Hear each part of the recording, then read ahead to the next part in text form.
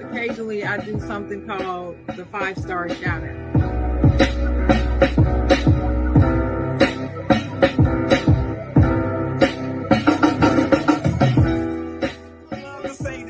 I'm not gonna say it because I don't believe in it. I don't believe in. You can't make a. You know what I'm talking about.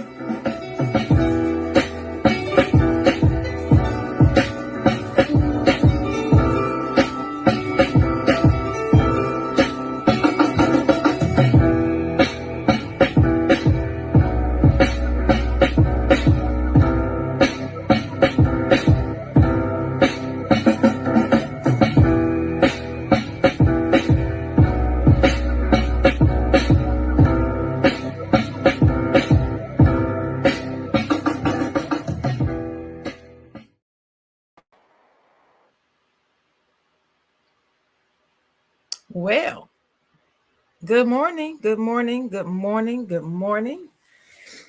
Welcome to the side, Jawn. It's Saturday morning, my favorite day of the week, and I'm your host, Sharon, the chocolate writer. Thank you for joining me this Saturday morning at 10 o'clock. What is it, 10:10? A little bit late, but had a little technical difficulty this morning, but I'm here and glad to be here with you today. Today I'm riding solo, so I don't have a co-host this morning. But you have to be my co-host then. You have to help guide me through this Saturday morning experience. So welcome to the side, Jawn. As you can see, I have my fancy glasses on. Well, this week has been an interesting one, and it was topped off by me scratching my corneas, like both of them at the same time, which is very, very strange. But yeah, so I have to get these, put these eye drops in. Can't wear my contacts. So I have my lovely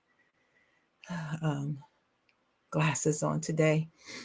Tell me how you like them. You think I need to get some more? Need to upgrade my glasses? My glass game? I probably do. But anyway, so a while back, Dennis and I started a series called I Love Music because we both love music.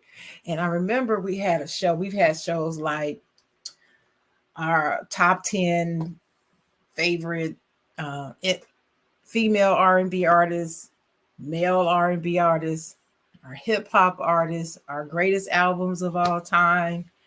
We've had quite a few shows, I Love Music. So I thought I'd do one because I recently saw some reels going viral where they ask the audience questions and they give their list. And I was like, well, it'd be interesting to do that on the side, Jawn. So I came up with 3 of them. So let's start. All right, the first one. It says Black entertainers, but I really mean music entertainers, Black music entertainers that you would trust to make the mac and cheese for Thanksgiving dinner. Now, for all of you people watching, if you don't happen to know, we can be really particular about our macaroni and cheese. I mean, that's one of the dishes that you never leave off for Thanksgiving. Ask my sister. Hope she's in the audience watching. But you don't ever leave out the macaroni and cheese at Thanksgiving dinner. It just doesn't happen. So I was just wondering, who would you trust? Who would you trust to make the macaroni and cheese? So I came up with my top 5. I could probably do 10, maybe even 15. But I'm just going to do, let's just say, I'm just going to do 5. Okay? Just to make it easy. So, number 5. Gladys Knight. Gladys Knight. Now, if you're my age, you definitely know who Gladys Knight is. If you're younger than me, you might kind of know. And she had that Gladys Knight restaurant. I think it was somewhere in Georgia or something. It should be Georgia, Midnight Train, Georgia, all that. But she just had this soulful look, like she can cook. Like when she's in the kitchen, she don't want no kids running around. Don't come in my kitchen while I'm cooking. All of that, all the stereotypical black mama rules when you cooking dinner. Don't have them kids running through my kitchen. Don't stick your hands in my pot, and don't be laughing and joking around and talking around my pots, spitting my food. Don't do that. You know what? And if you're gonna come in here and do anything, wash your hands. That's the first thing you do. So anyway, I got Gladys Knight for my number 5. Then, now number 4. Y'all can tell me if y'all agree with this one or not. But Loretta Devine. Loretta Devine is always playing somebody's mama, grandmama, auntie, but a lot of the times the food is involved. Never forget the classic. Was it the Whitney Houston movie? Oh, I can't think of what the name of it is now. Where she's walking away from Gregory Hines in the movie, and she's shaking. He's watching me. She cooked in that movie. She's always cooking something. So I just think Loretta Devine looks like she can cook, like she can throw down in the kitchen. What you think? Can Loretta Devine throw down? What you think? Just put that in the comments if you're watching. So thank you for everybody who's watching today. I see you. Let me know you're there. Say hi to me. I don't have my producer today, so I can't tag you and talk to you right now. Got to keep the show moving. So let me know you're there. Shout out to Elise. Hey, Elise. Thank you for watching, putting your hey in there. So number 3. This was going to strike people kind of weird. And the reason why is I have her on this list is because where she's from, the people there really make good food. The dishes that are native to her country are just delicious. And the more I experience them, the more that I like them. And I believe that her macaroni and cheese probably has a little flair, a little West Indian flair to it or something. I bet you. And I've had some really good macaroni and cheese made by other people that are from there. So I'm going to say Rihanna. Yes, Rihanna. Yes, the same Rihanna. Now she's popping out these kids too, so she got to cook. I know. She probably has people to do that for her, but I just have a feeling. I just have a good feeling that she probably knows how to cook this macaroni and cheese, and it's going to be at the Thanksgiving dinner. So for those of you watching, you might want to get you some Rihanna macaroni and cheese. Maybe she needs to put that out as her next venture. But anyway, so my number 3. So just to review, I got Gladys Knight, I got Loretta Devine, I got Rihanna, 5, 4, and 3. But number 2 I have is Fantasia. Any woman that can sing like Fantasia, kick your shoes off, down from the recesses of your soul singing, probably started singing in the kitchen when she was about 12, 13 years old. Probably had a mama that walked around the house singing all the time. Fantasia checks both of those boxes because I heard her talk about it in the interview, and I'm quite sure her North Carolina macaroni and cheese is probably delicious. So probably creamy, got the little cheese on the top, and whew, you Lord. And it can't be that one single layer. It got to be the thick macaroni and cheese. North Carolina, we make everything thick and big and robust. So yeah, I'm going with Fantasia. So we have Gladys Knight, Loretta Devine, Rihanna, and Fantasia. I bet you can guess who I have for number 1 though, because this woman been around a long time. We've seen her cook on TV shows. We've seen her do her own videos, cooking recipes, and we've even bought some of her baked goods in the store. Of course, it has to be none other than Patti LaBelle. Man, I could see myself going over to Patty's house. That's like going over to your auntie's house and you sit down and they got this big old spread and you know you can eat, you eat all this good food, and then you can go home if you want to. You ain't got to be responsible for cleaning up, kitchen, because it ain't your mama's kitchen. No, I'm just kidding. We gonna help. But anyway, yes, Lord. Patti LaBelle. What if you could get all 5 of them together? You get Gladys, Loretta, Rihanna, Fantasia, and Patti all in the kitchen to make something. Cook your Thanksgiving dinner.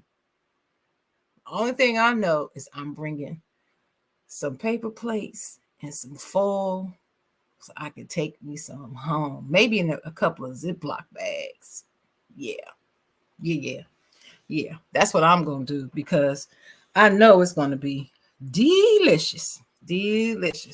Now, like I said, I could probably think of 10 of those easily.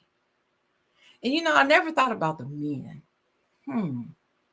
So if I had to pick a man that I would think would be able to cook and throw down on some macaroni and cheese right now, I can't think of any.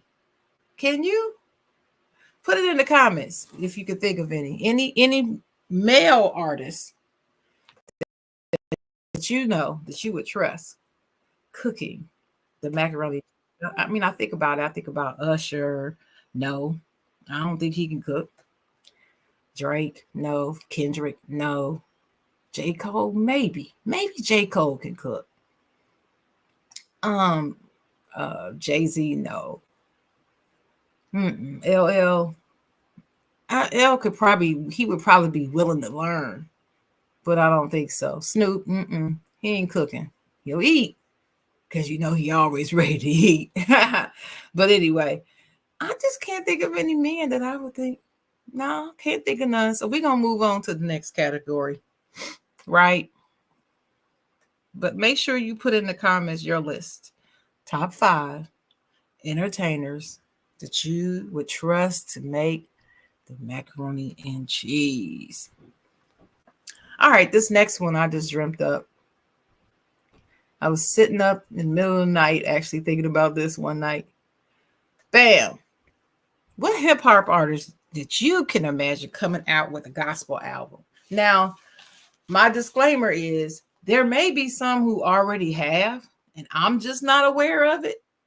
So if you're aware of some, you can put that in the comments as well.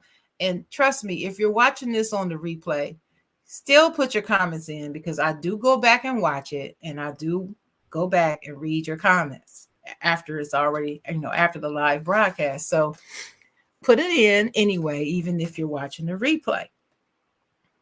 So I did 5 of these as well. All right.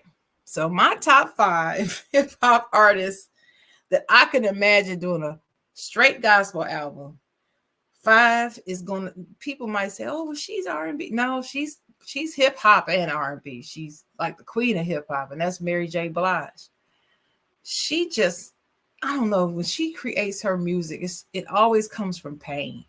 And if you know the history of gospel music, it largely comes from pain of our ancestors and things we went through. And that's where it flows out of. I could just see her. She started out in the church anyway. And I could see some of her music now even sounds like gospel songs. You think about My Life. You could easily change those words and make it a gospel song anyway. So yeah, I can see that. Even what's that, Family Affair, talking about getting it crunk. You could change those words up, make it a gospel song. Anything Mary J. Blige, I can see that translating to gospel music. Could you?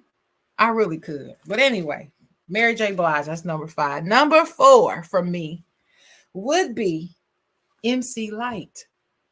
MC Lyte. Is she a singer? Probably not. But for some reason, I just feel like her cadence could translate well. And plus, she's a spiritual woman.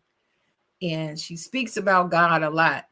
And, the times I've seen her interviewed. So I could see her creating a gospel rap album, kind of up there with Ty Tribbett a little bit and putting some rap in there, some Kirk Franklin maybe. I could see her doing a duet with them. Hell, chick from Salt Pepper did it. Why can't she? But I could see her creating a whole album, gospel music. I think that fits. So number 4 would be MC Light for me. Number 3, the third one, LL Cool J.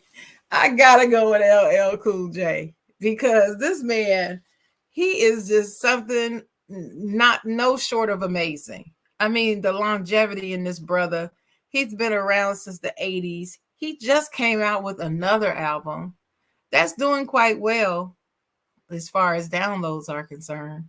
He's still doing it after all these years. Plus, he's fine. So yeah, I can see him. I can see him translating to gospel. He's a believer. He's very spiritual. He doesn't do anything or make any decision without asking God. That's what he said according to him. So that tells me he has some type of connection that he could go with. So yeah, I'm gonna go with LL Cool J. I see you, LL.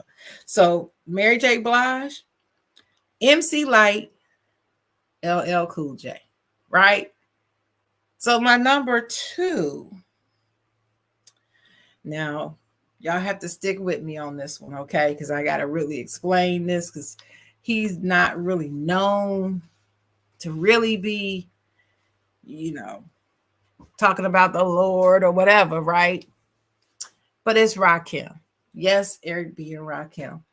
And I guess the only reason why I picked this one is because I just love the way he raps, where he sounds when he raps. He has probably one of the best rap voices of all time for me. So I'm going to go with that. I'm going to go with Rakim. So we have Mary J. Blige, MC Light, LL Cool J, and number 2 is Rakim. Can y'all guess who number 1 is? It really does make sense, and it could be kind of easy. No? Church? Who leads the church? Pastor, Reverend? Yeah, Reverend Run from Run DMC. Him. Now, he may already have one. I don't know if he does. Y'all can let me know if he does already. But in case he doesn't, I would say it would be him. I love him. First of all, Run DMC is my favorite rap group of all time. It's probably number 1 for me. Number 2 would be Public Enemy, and I really couldn't see them coming out with a rap album. So I'm picking Reverend Run, and his sidekick DMC could be on there too. Yeah, Run DMC. That'd be my number 1. So let me know who you come up with for your hip hop artist that you can imagine dropping a gospel album, like a successful one. Yeah.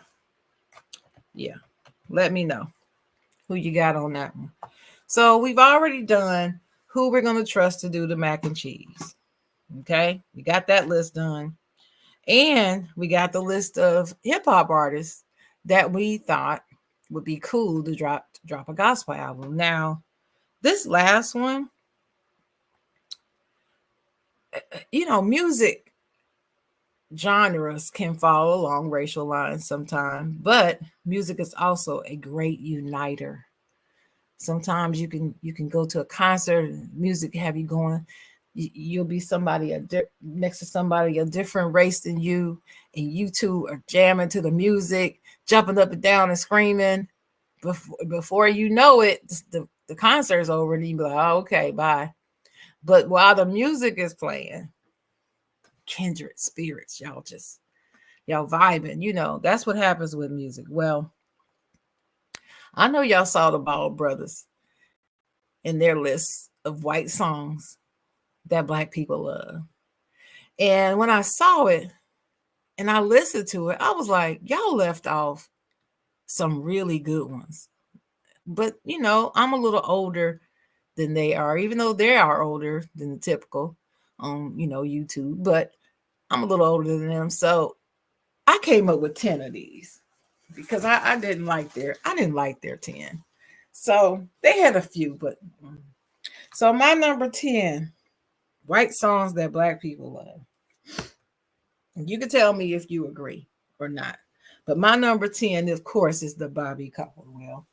What you won't do for love. What you won't do for love. I'll find everything, and I won't give up. Yeah, him. That's a white guy. It was years before I knew he was a white guy, man. But yeah, I would say that's probably the number one with the older folks, people older than me. But that's my number 10.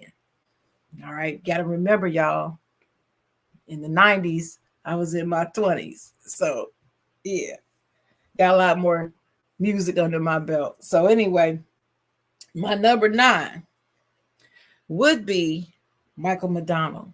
What a Fool Believes. What a Fool Believes. Y'all know that song? Yeah. Michael McDonald. I can see him now sitting there with his white hair. He's at the piano playing. White. What a Fool Believe. Yes. I love that song. But anyway, What a Fool Believe. That'd be my number 9. So after that one, number 8. Now, I'm a sports fanatic. Y'all know I'm a sports fanatic. And when I'm at a sporting event, there's 2 songs that you always hear. It doesn't matter what race you are, if it's a religious school, if it's a Jewish school, if it's a black school, if it's a state school, private school, it doesn't matter what kind of school it is, you're going to hear. If you're at a good sporting event, you're going to hear these two of these songs by this particular band. And that's Queen. So you're going to hear We Will Rock You, but you also going to hear We Are the Champions. And for me, it's We Are the Champions. That's my number 9. And you can tie it with We Will Rock You, but either one of them. We will rock you. And then We Are the Champions, my friend. Dun, dun. Of course, you're going to sing it, especially if you have a team that's good enough to win. Now, of course, my Steelers fans are going to be talking about Renegade, but I'm going to be honest with you. I need them to change that song because I'm not a fan. But anyway, any other sporting event, you're going to hear these 2 songs, Queen, We Will Rock You, and We Are the Champions. So, of course, I had to have that on my list. Number 9. Number 8, I'm sorry. Number 7, Smells Like Teen Spirit. Do y'all even know who this artist is that sings Who Smells Like Teen Spirit? Nirvana. It was a classic song in the 80s, rock song. And that opening guitar riff in the beginning is just fantastic. Boom, boom, boom,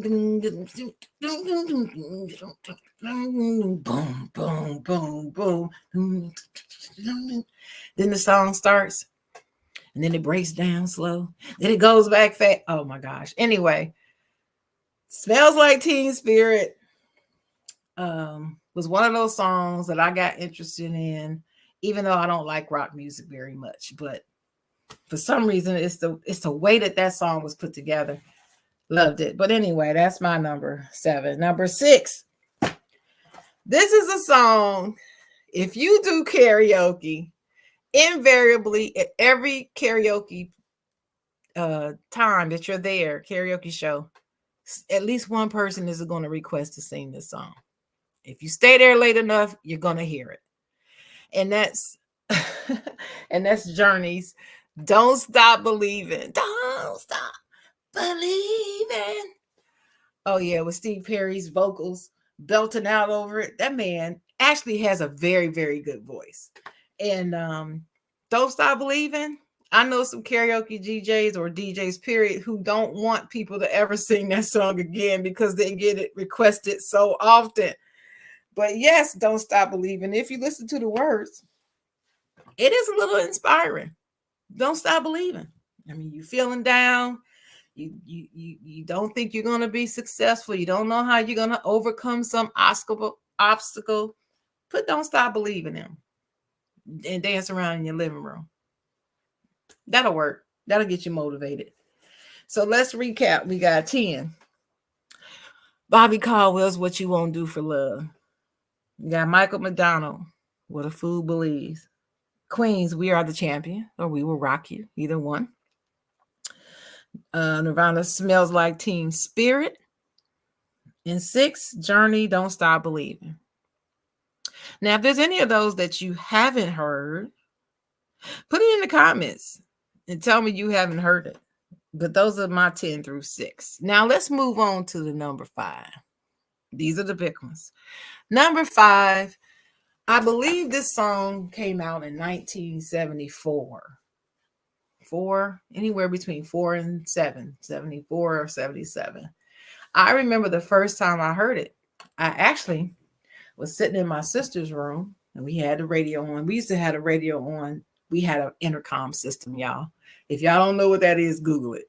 But we had an intercom system in our house. And so the radio was on all the time, at all hours of the day. We always had music playing in our house. So music was a very big part of our lives because of that. And I remember I was sitting in my sister's room. I think she was doing search a word puzzles. I think that's what she was working on. And I was sitting there messing with this. I had this game. It was like a magnetized shapes game where you had to arrange these shapes in different ways on this magnetic board. Hey, it was the 70s. We had cute toys that were really toys back then. So anyway, I'm sitting there in her room because I always wanted to be around her. So I'm sitting there, and a little pesty sister, and we're listening to the radio, and this song came on. In the opening, this is when I think we were both taking piano lessons. Maybe Sheila was, and I wasn't yet. But when that song came on, and the first thing we heard was dun dun dun dun dun dun dun dun dun dun dun dun, and we were like, and it was weird because we both stopped what we were doing at the same time and were listening. And that song was Benny and the Jets. If my karaoke family is out there listening, you know how much I love that song because I perform it at karaoke a lot. But if you listen and you don't know what it is, go Google it. It's by Elton John, none other than Sir Elton John. And it is it's just a magnificent piece of work. It's my favorite song by him after all these years.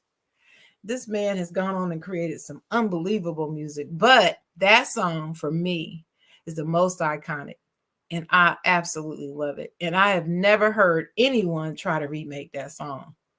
And I hope no one tries because it's just him. It's just Elton John. Nobody needs to try to recreate that. Just leave it alone. It's timeless. So Benny and the Jets, number 5. Number 4 for me, I have another tie. Same artist, 2 songs that I couldn't pick. And I'm not sure if everybody, I don't know. Maybe it's just this black girl loves it, but maybe it's not all of us. I don't know, but it's Alanis Morissette, who I just love her anyway. I just dig her. I dig her vibe. But she had these 2 songs, Ironic and You Ought to Know. And I used to play, this is when videos were big. So I used to play her videos all the time, because I recorded it on my VCR. Yes, I did. And I would replay it. And because I loved it. Ironic and You Ought to Know. Don't know him? Google them. Go to YouTube, find them, play them. And then you can kind of understand where I'm coming from. All right. So we've got Benny and the Jets, Alanis Morissette, number 4. And I'm moving on to number 3. Number 3 is a song that I think every black person I know would probably put this. If they really give it time to think about it, they would probably put this song on their list, these last 3. And I'm going to start with this one, and that's Phil Collins, In the Air Tonight. I don't even think I need to even hum the tune for you. You know what I'm talking about, especially that drum riff that comes in before the chorus comes in. It's a spooky sounding song. It can be, but it's a song that captivates you from the beginning and builds you up. And then that drum comes in, and then all of a sudden, I can feel it coming in the air tonight. Oh Lord. Oh my gosh. I guess I could say Phil Collins could probably do a gospel song too. But anyway, yes, in the air tonight. If you don't know that song, go find it on YouTube. But I doubt anybody that's watching this broadcast has never heard of that song. I just doubt that very seriously. So I got Betty and the Jets. I got Alanis Morissette with Ironic and You Ought to Know. And then I have In the Air Tonight with Phil Collins. Okay. Number 2. Old classic is back there with What You Won't Do for Love and Betty and the Jets. Is old, right? But I tell you, it was a while before I knew these artists were actually white too. And that's Hall & Oates, who I love. So anything by Hall & Oates could be on this list. But my number 1 is Sarah Smile. I just love that song. And when it starts out and the melody and everything, Sarah Smile. Oh my goodness. The chorus, the harmonies in the background singers, all of it, and the lyrics, Sarah Smile. It's very, very tender song. And love it. Love it, love it, love it. That's my number 2. Now, so given this list, which I will recap, 10, Bobby Caldwell, What You Won't Do for Love. Then we got Michael McDonald, What a Fool Believes. I can still hear that piano. Queen, We Will Rock You and We Are the Champions. Yeah. Nirvana, Smells Like Teen Spirit was number 7. Number 6, Don't Stop Believing. Play that. Get some inspiration today and let that help you get up and get going and do the things you need to do. Don't stop believing in yourself. Always believe. Number 5, Benny and the Jets. 4, Alanis Morissette, Ironic or You Ought to Know. Either one. 3, In the Air Tonight, Phil Collins. And number 2, Hall & Oates, Sarah Smile. Sarah Smile. But number 1 for me is a song that has a guitar solo. It's a guitar. I think it's either a guitar or it might be a cello or a bass. One of the two. But anyway, it just has a riff in it, a melody that everyone recognizes, either in the rock world, the pop world, or the hip hop world, especially if you were an adult in the 90s or a young person in the 90s. You know the hip hop song. Now, the artist that sampled the rhythm from this song is currently in a lot of hot water right now. So I'm not going to mention him by name. But let's just say, if you know the story, every time that artist's song is played, he has to pay money to the original creator of this song. And that song is on my list and is number 1 for me. White songs that Black people like. I'm Black, white artist, and that stings. Every breath you take. Y'all know y'all ain't messing with that. Y'all know that's the best song of all time that crossed over that we love to the point where it was sampled in a hip hop song. Come on now. Come on. And a very popular one at that. So that's my list. I got Sting up there number 1. You may or may not agree.